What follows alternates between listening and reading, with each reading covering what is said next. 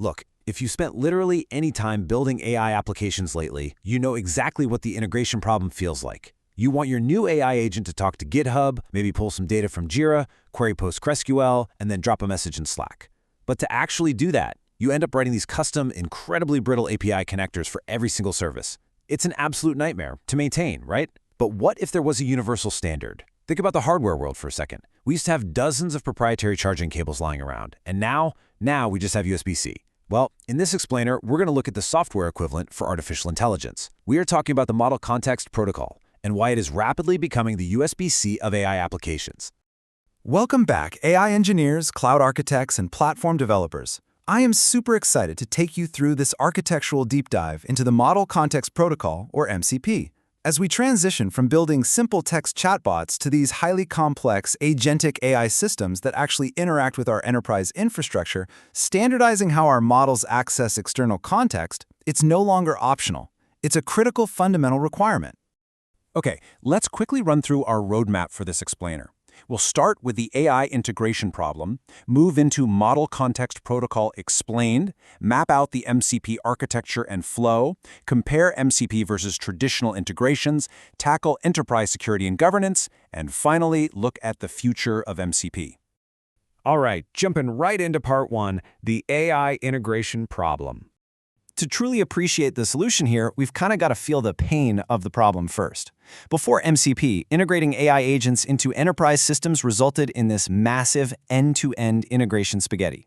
Every single time you built a new AI assistant, you had to write custom API wrappers for your database, your file system, your internal SaaS tools. It's just endless. And this causes massive duplicate integration effort and severe vendor lock-in.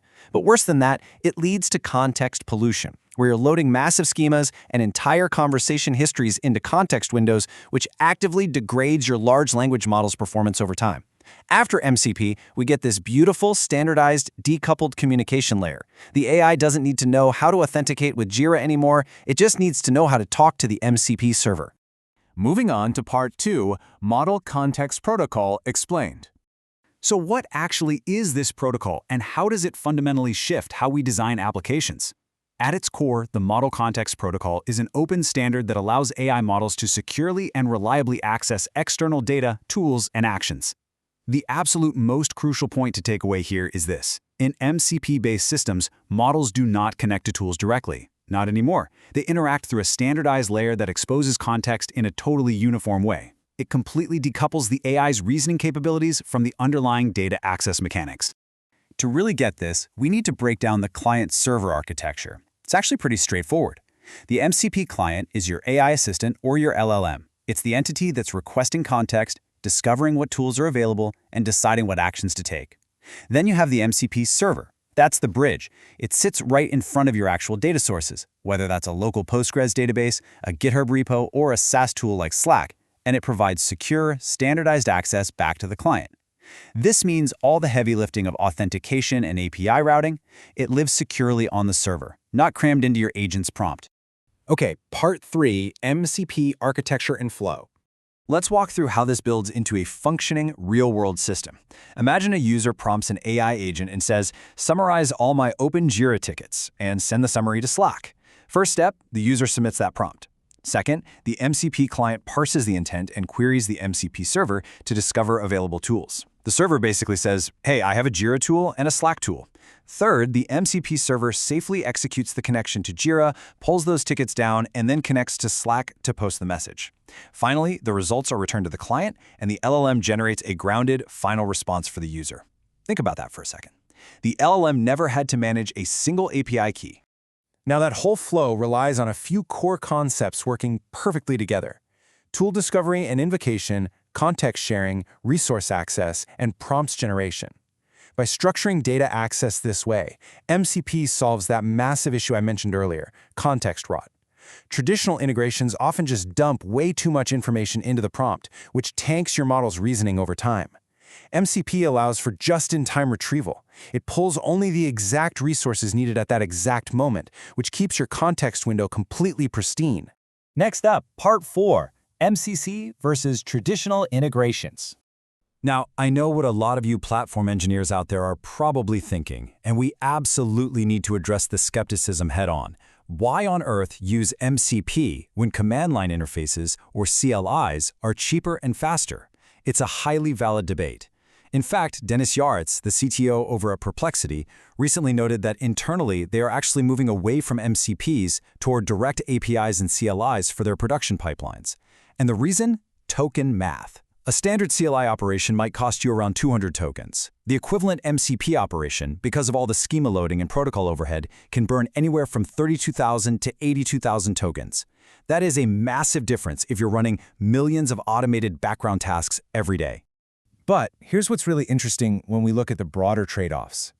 Yes, CLI completely wins purely on token efficiency, no question. But look at the rest of the board. If you are building enterprise software, delegated authentication is genuinely hard to wire up manually. MCP handles that natively. If you have multi-tenant products, MCP offers built-in per-tenant data scoping right out of the box. And for enterprise governance, MCP provides first-class compliance logging and audit trails. So CLI is great for raw back-end token crunching, sure. But MCP is simply unmatched when you actually have to put an AI agent in front of real, sensitive corporate data. Which leads us right into Part 5, Enterprise Security and Governance. When you give an AI agent access to actual tools, it can take actions with very real consequences. MCP mitigates those risks through delegated authentication, strict per-tenant boundaries, and those immutable audit trails we just talked about. This is exactly why we're seeing major cybersecurity players jump on board. For instance, Delinea recently released an MCP server specifically designed to put firm guardrails around an AI agent's credential access. You define the permissions at the MCP server level itself, ensuring that your agent operates strictly on a principle of least privilege.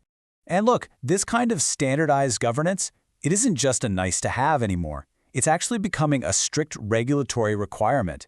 Under White House Executive Order 1449, which focuses on promoting advanced AI innovation and security, federal agencies and critical infrastructure operators are mandated to prioritize the cyber defense of their AI systems. By using a standardized, highly auditable layer like MCP, organizations can actually meet these stringent cyber directives. It provides a clear, trackable bridge between the AI model and your sensitive operational data. Finally, let's wrap up with Part 6, the future of MCP. Let's talk about where this is all heading. Because honestly, the adoption rate right now is just staggering. The ecosystem is exploding as the biggest players in tech step up to do the heavy lifting of integration. Microsoft has already brought MCP to Azure Logic Apps, which effectively turns all their enterprise connectors into AI agent tools. I'll go to open-sourced API agent, allowing devs to convert literally any REST API into an MCP server with zero code. Google released an MCP server for their Ads API. We're even seeing the emergence of things like WebMCP for direct, structured website interactions. The absolute beauty of this is that the integration work is done once, and anyone with an agent can instantly connect. And because of this massive compounding ecosystem value, despite those early criticisms about token overhead, adoption is literally skyrocketing. Looking at recent data from platforms like Firecrawl, MCP usage has surged roughly 35% in just the last month alone. As the barrier to entry lowers for non-technical teams who want to build complex agentic workflows, we are seeing a massive industry-wide shift from custom integrations straight to MCP standards. This actually brilliantly illustrates where the entire industry is headed. Anthropic recently noted in their 2026 report that organizations are moving from single, isolated assistants to harnessing multiple agents acting together to handle massive task complexity. To coordinate specialized sub-agents working in parallel, where each one needs specific data access without stepping on the other's toes, you absolutely need a standardized software infrastructure. You need a unified protocol. Which leaves us with a really fascinating final thought to ponder. As AI shifts from simple text generation to autonomous agentic systems that take real action on the web and inside enterprise networks, standardizing how they communicate is arguably the most important architectural challenge of our time. MCP is solving the end-to-end integration nightmare. So, as the agentic web continues to scale, you have to ask yourself, is the Model Context Protocol destined to become the new HTTP for AI? Thanks so much for joining me on this explainer. I highly encourage you to go look at your current AI pipelines today and see exactly where standardizing your context layer can save your team thousands of hours.